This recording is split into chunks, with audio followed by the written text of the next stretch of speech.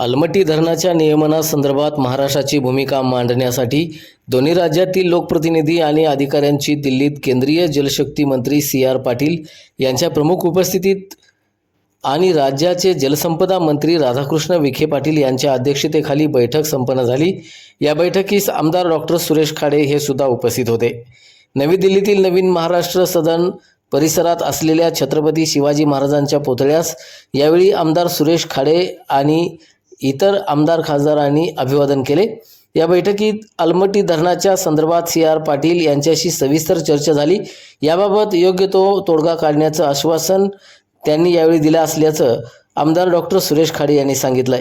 त्याचबरोबर महाराष्ट्र सदनात आयोजित जागतिक कृषी महोत्सव सोहळ्याच्या 15 वर्षातील कार्याची यशस्वी वाटचाल दर्शवणारा सिंहावलोकन सोहळा आयोजित करण्यात आला होता। या सोहळ्यास परमपूज्य गुरुमाऊली अण्णासाहेब मोरे दिंडोरी प्रणीत श्री स्वामी समर्थ सेवा मार्गाचे आध्यात्मिक नेते आणि आमदार डॉक्टर सुरेश खाडे तसंच इतर अनेक आमदार खासदार उपस्थित होते।